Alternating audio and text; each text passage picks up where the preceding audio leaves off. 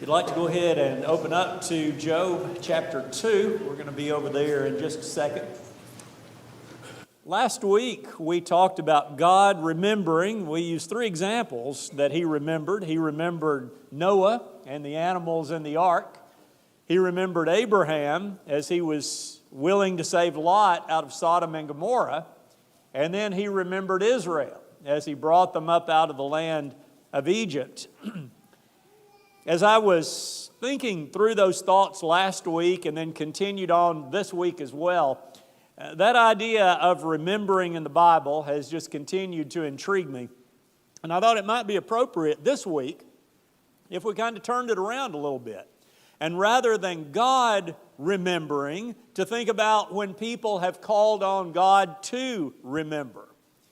And as I looked through all of the references to that, it was a little bit hard to figure out exactly how to narrow this down. You had, for example, Hannah calling on God to remember her so that she could have a child. You had King Hezekiah calling on God to remember him so he could have a longer life. You had Moses calling on God to remember his covenant with Abraham, Isaac, and Jacob. So just many, many examples. But there were two men who really stood out, I think, in calling on God to remember them. And this morning, what I'd like to do is to talk about these two men who are from very different times in history and very different circumstances in what God tells us about them, but yet what they share in common is that on several occasions, in at least their time of testing that they were going through, that they're crying out for God to remember them.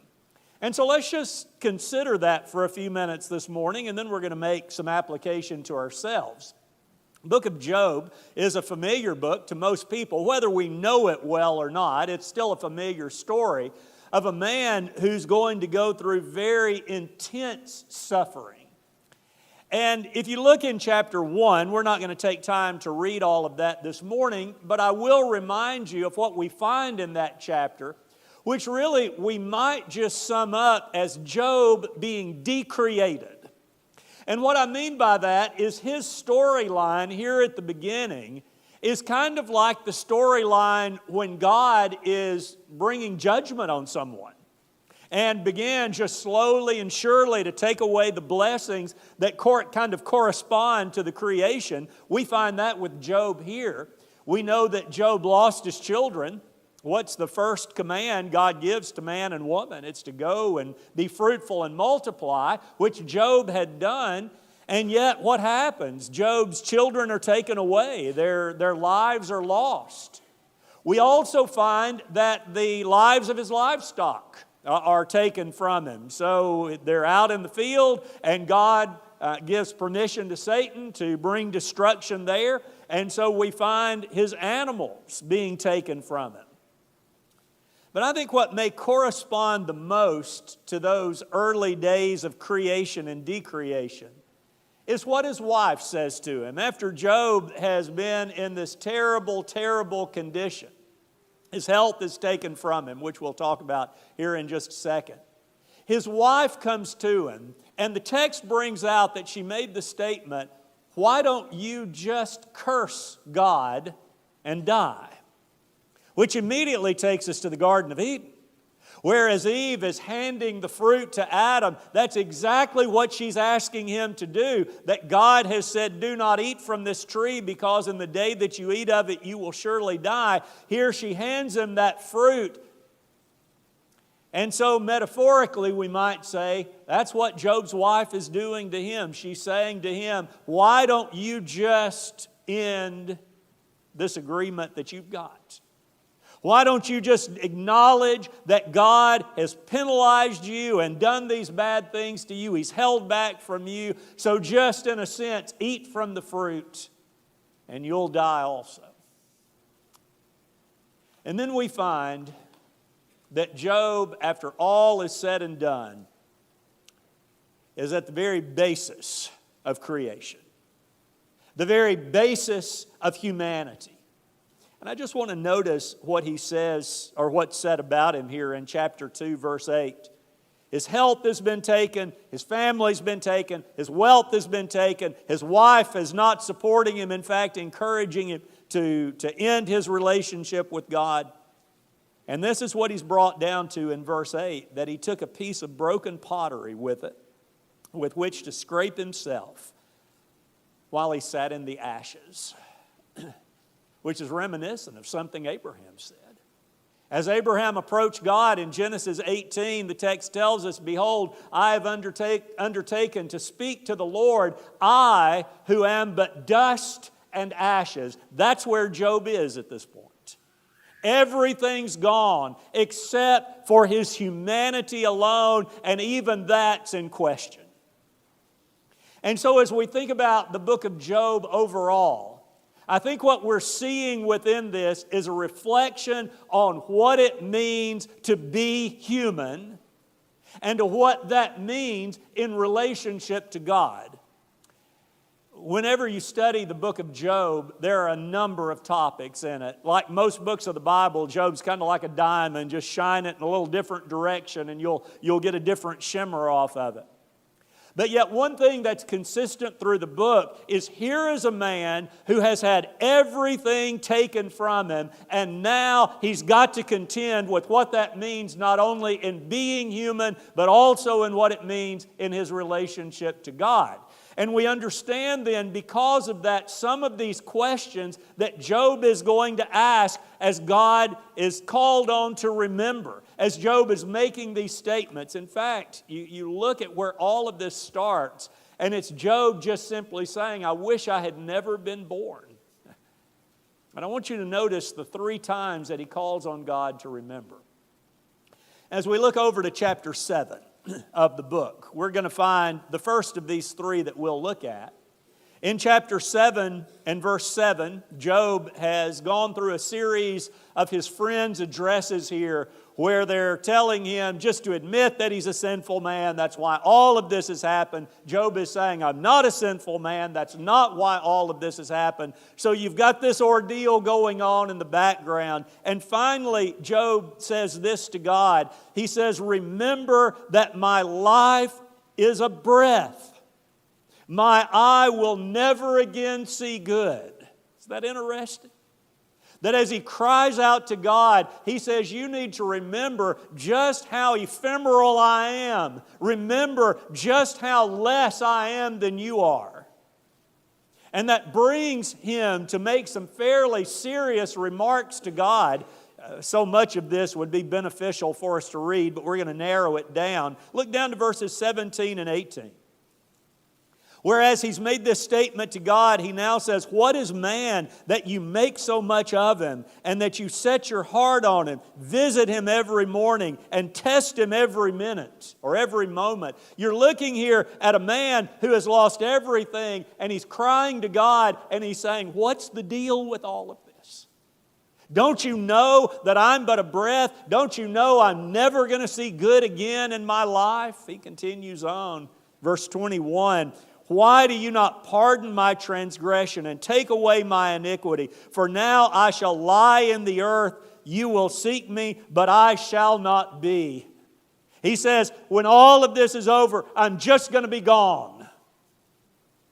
Remember that my life is a breath. Let's look at his second statement. If we go over just a bit further in chapter 10, looking down to verses 8 and 9, the speeches have continued. The accusations are ratcheting up against Job. And he says in verse 8, "Your hand fashioned and made me, and now you have destroyed me altogether. Remember that you have made me like clay, and will you return me to the dust?" Job says, you got to remember that my life is but a breath. And now he asks God to remember, you're the one responsible for my creation. You're the one responsible for making me. Again, let's look and see what follows here. If you go down to verse 18 of the same chapter, here's what Job asks of God. He says, "Why did you bring me out from the womb? Would that I had died before any eye had seen me, and were as though I had not been carried from the womb to the grave. Are not my days few?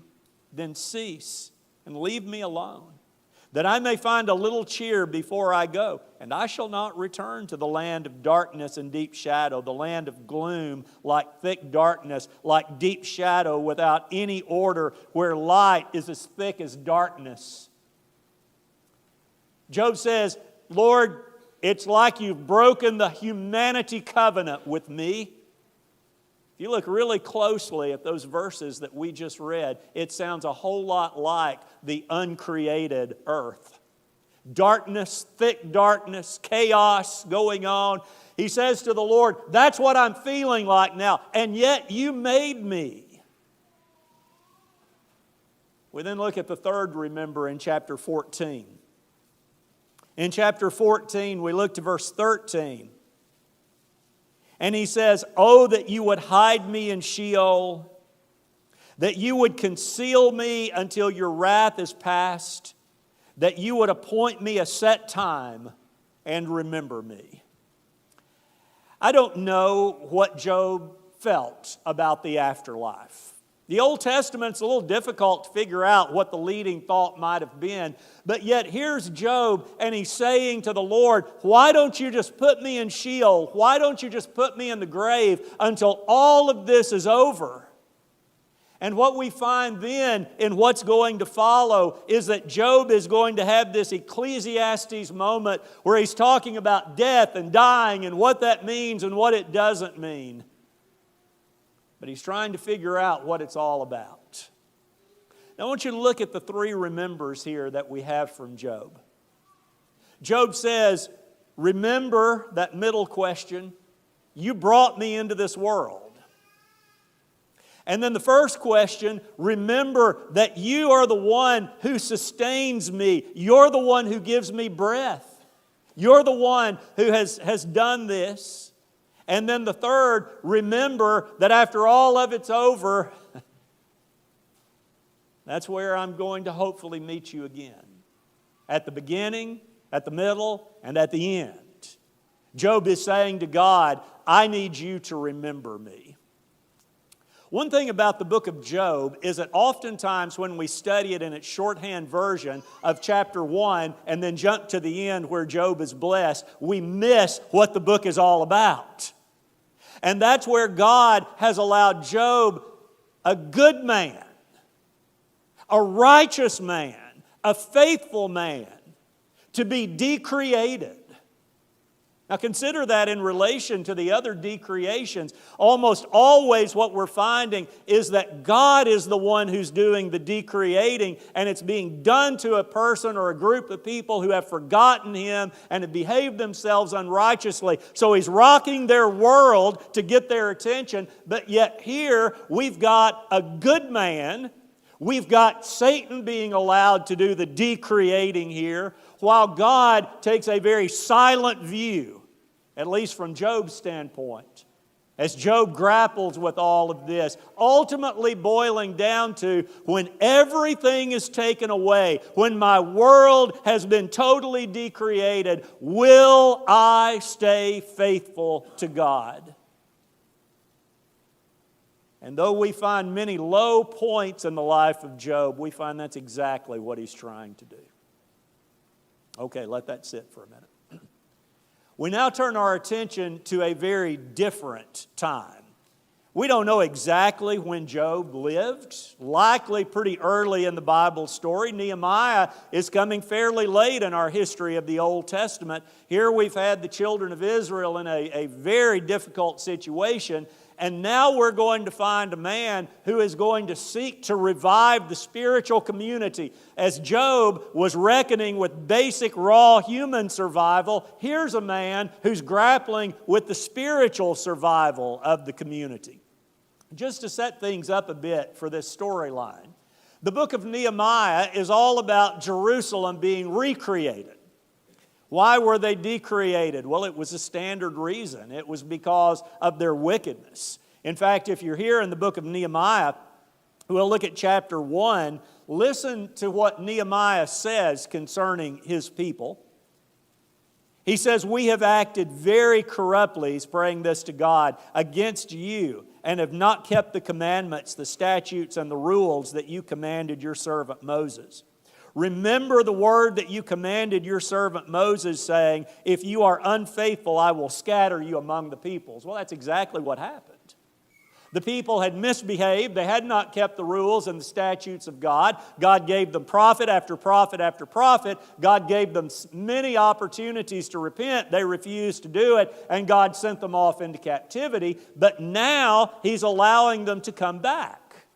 Now He's allowing this city of God, as it was supposed to be rebuilt, to give them another opportunity. And it's Nehemiah who's seeking to do that. Here's a man, quite likely, never had visited Jerusalem. In his life had never been there, and yet he's making the decision to go to rebuild that city, and what the book is primarily going to focus on is the rebuilding of those walls of the city.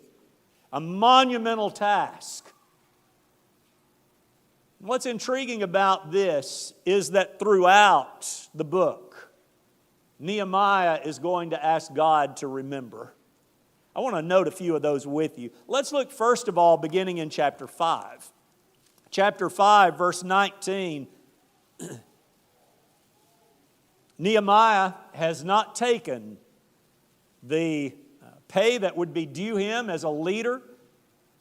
And if you notice down in verse 19, after all of this, he's not taken anything. In fact, he's been just the opposite. He's been generous. He says, remember for my good, O my God, all that I have done for this people.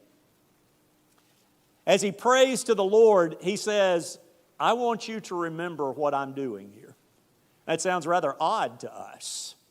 But yet here's Nehemiah saying, I'm taking nothing from them. I am doing nothing that a leader has full right to do, and I want you to remember that as he prays to God. Let's go a little bit further. Going over toward the end of the book, we get to chapter 13, and we find that times have been tumultuous. Nehemiah will get something good going, and then he goes back to serve as king for a little while, and he returns, and it's not going well anymore, and he has to start over. That's just kind of the story of this last section.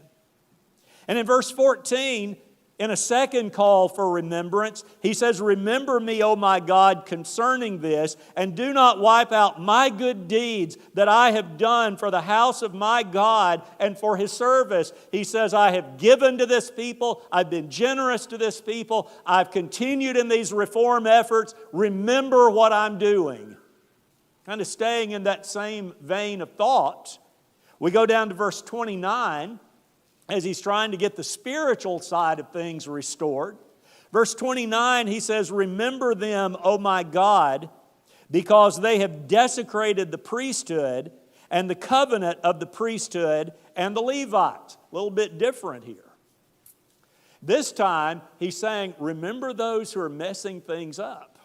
And that's in contrast to him who's been trying to purify. So in a sense, it's remember the purification that I've done while also remembering those who have tried to mess up all that's been done. And then as he brings his book to a close, finally down in verse 31, he simply concludes by saying, remember me, O my God, for good, which might put us in a creation frame of mind. Where God is saying here about Nehemiah as he seeks to recreate this place, it is a good thing. And as Nehemiah prays to God, he says, I want you to remember the good that I've done. So who have we got? We've got one man who is dealing with basic raw humanity. What does it mean to be human? On the other hand, we've got a man who's dealing with the basic question of how do you keep a spiritual community alive? Let's look at some commonalities that they have. You look at both of these books, these two men, very different situations, very different time periods they're living in. Yet, what we find is that neither of these men received a direct message from God relating to what they were going through. Now we know at the end of the book of Job that God does come to Job with a very long speech, but it's not about what he's gone through. It's a reminder of who God is. It's a reminder that God knows what's going on and not to doubt that. But yet, as far as we know, Job never got an answer, at least on this side of eternity, about why all of this was happening to him. Why he lost his family, why he lost his possessions, why he lost his health. Nehemiah, he's going to say that the Lord put it in my heart to do this. We had never have a time described to us where God speaks to him, appears to him, sends a messenger, at least an official messenger to him. Neither received a direct message. Perhaps the bigger thing is both men are suffering for doing the right thing. We don't think about Nehemiah suffering. Read his story. You'll change your mind in a hurry when you read it from that perspective. Here's a man who had, for a Jew in that day, a pretty cushy job. He's a cupbearer to the king. He's living in royal circumstances. He's got the king's ear. He can talk to him. And yet, he's willing to give all of that up to go to this broken down Jerusalem to rebuild it. Both men are suffering for the right thing. And both men, in that vein, are having to deal with those who are encouraging them to fail. Eliphaz, Bildad, and Zophar, the three friends of Job, they're constantly giving him the wrong advice. Nehemiah, he's got people on the outside who are trying to stop him. He's got people on the inside who are trying to stop him. These men are having to try to stay to the course in doing good without a direct message from God, while there are plenty of direct messages from those who are trying to stop them. But here's the biggie. Neither of them gave up. Neither of them gave up. How easy it would have been for Job to curse God and say, if you're going to let all this happen to me, forget it. Or with Nehemiah, we can relate a little bit more to Nehemiah than others. You ever been in a situation where you're trying to be helpful, you're trying to get a group of people to do the right thing, and yet it's just like every good thing you do, it's being countered with something bad? The old statement, no good deed goes unpunished, we realize what that means. How easy it would have been for Nehemiah to say, I had a pretty good thing going, and I'm going back. But neither man did. And of course, from our principle in the lesson this morning, both men are calling on God to remember. There's a lot of things that we should get from this, and I'm going to leave most of that to you. I'm going to leave most of that to you. I'm not going to try to put up here every connection we need to make. This is for you to chew on this week, like I've been chewing on it last week. But there are two things that I do want to bring out that I think are important for us to consider, and then I want to leave you with one just for thought. As we think about what we're to learn from these two men, the vast amount of things, one of the big things that we should learn from them is there may be times when we feel like God has forgotten us. Or at the very least, that the blessings of God sure are being delayed. I've known people who've been in bad situations. I have never known anybody that I would categorize as being in Job's situation. Here's a man who has lost everything.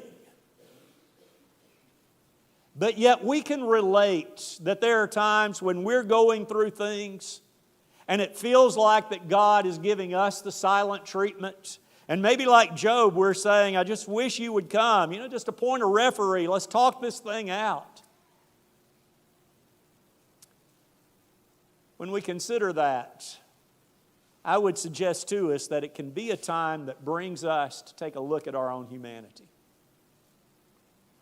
Whatever's going on behind the scenes that we don't know about, whether this is a test, as Job was in, whether it's just sheer dumb luck that all of this is going on, these things can make us look at the very basis.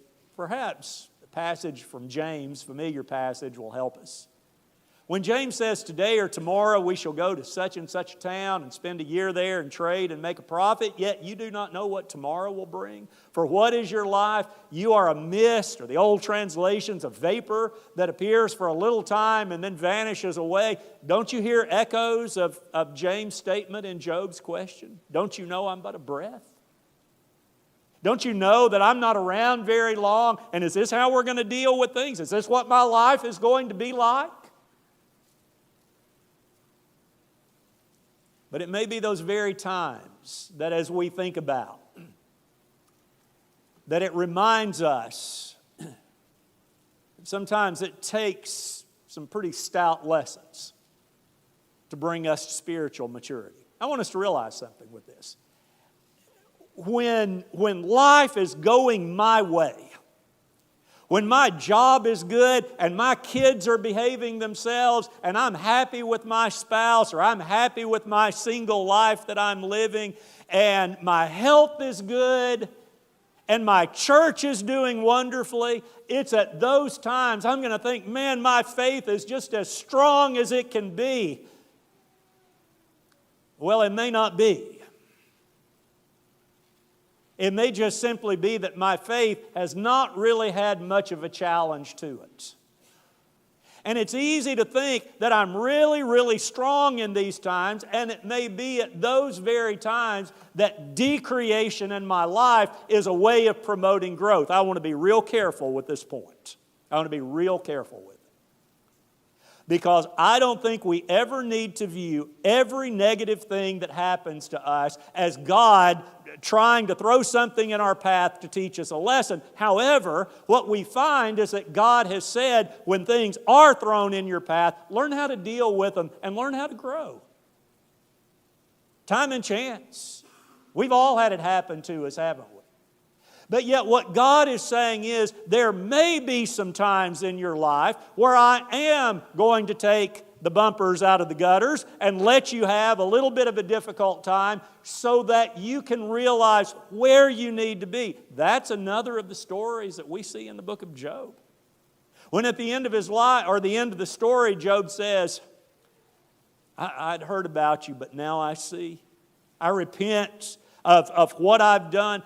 You see a man who has come through a decreation, a recreated man, stronger in his relationship with God.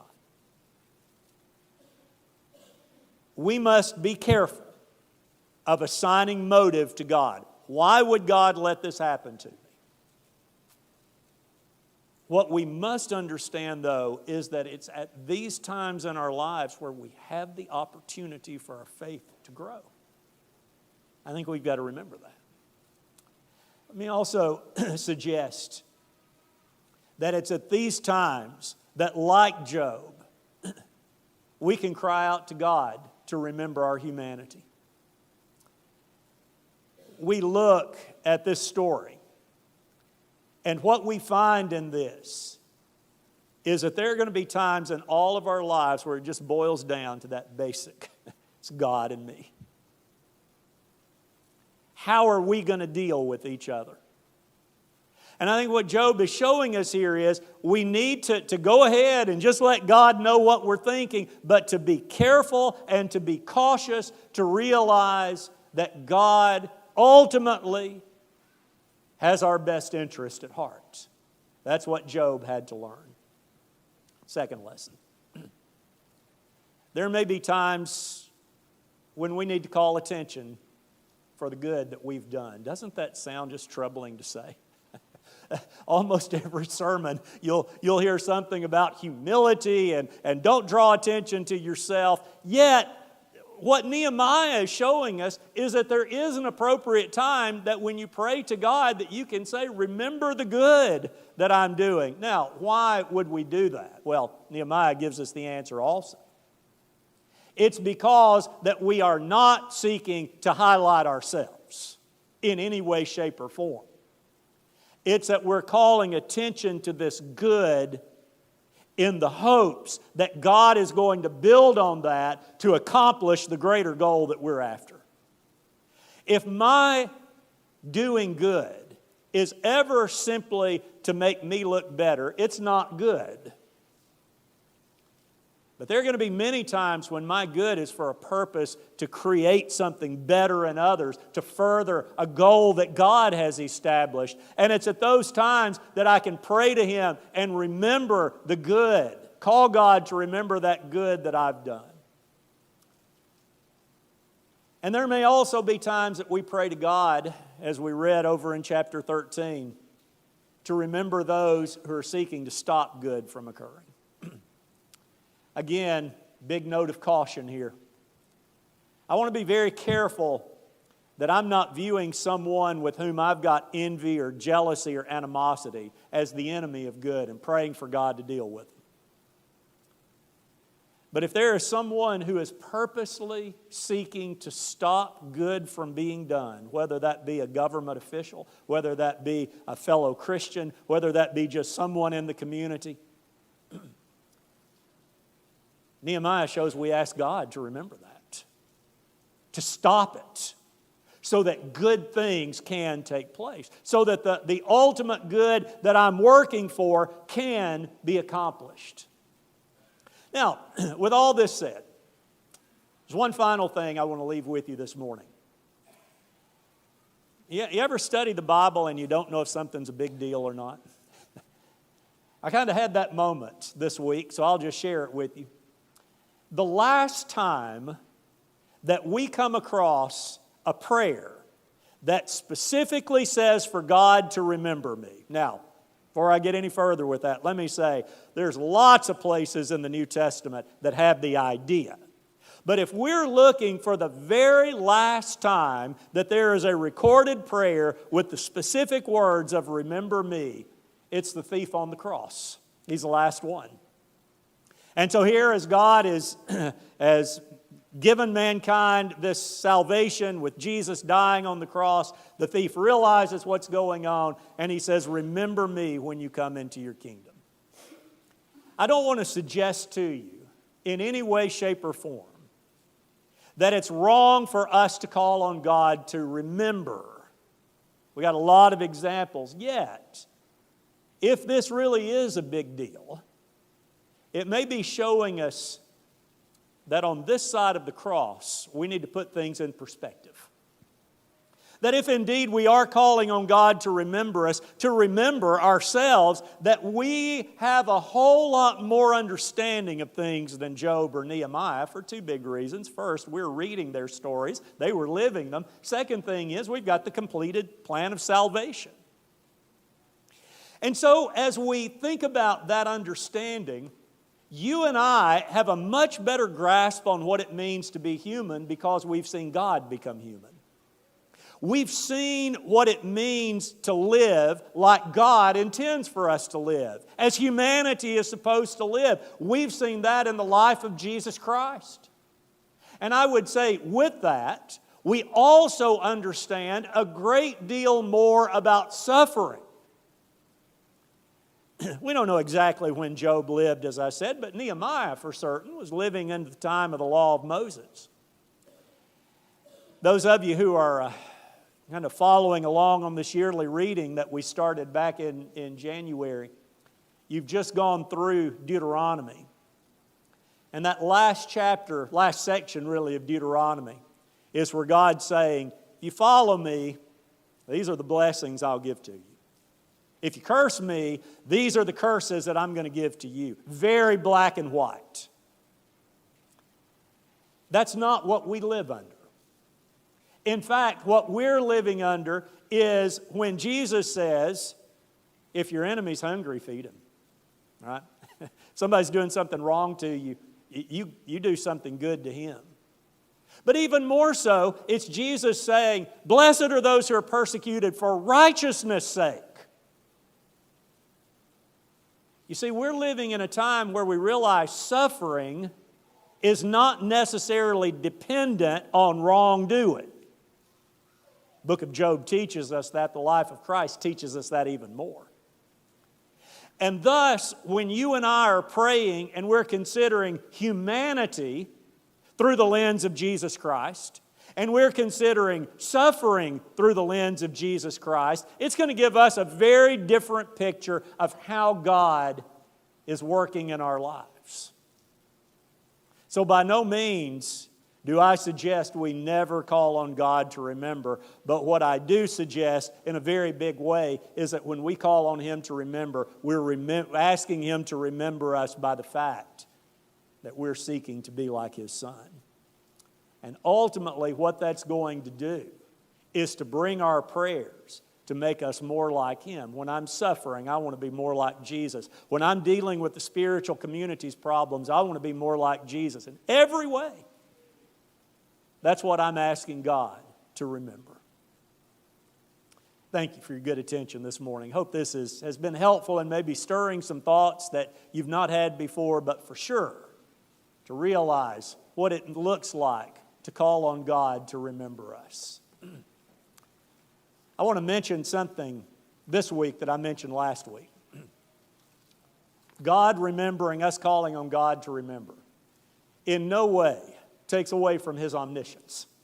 God knows everything. But remembering is always a call to action. You're calling on God to take action. Or God saying, I'm now ready to take action. And this is the good news of all of that, is God absolutely knows who we are. Nobody's got to remind Him that we're around. He knows. And what He desires is for us to be right with Him. God has said that when we become faithful to Him, He puts us in His book of remembrance.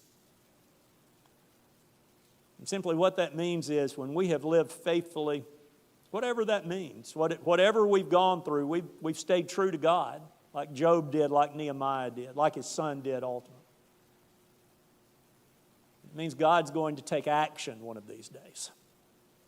And that action is going to be, I will fulfill the promise that I have given to you, that if you have been my people, I will be your God. Not just now, but eternally. You'll come home to me. You'll live in my realm forever. And I hope as you think about that, if you are not a child of God, that you'll give it some serious attention. And that you'll do some remembering today and take action to make your life right with God. Time's given to us. If you would like to become a Christian by being buried in the waters of baptism for the forgiveness of sins, or if you'd like for us to pray with you about a problem or sin that's plaguing you, we'll do that, so that our names are in that book of remembrance. And we wait for that blessed action that God's going to take. If you need to respond, you can come now as we stand and sing together.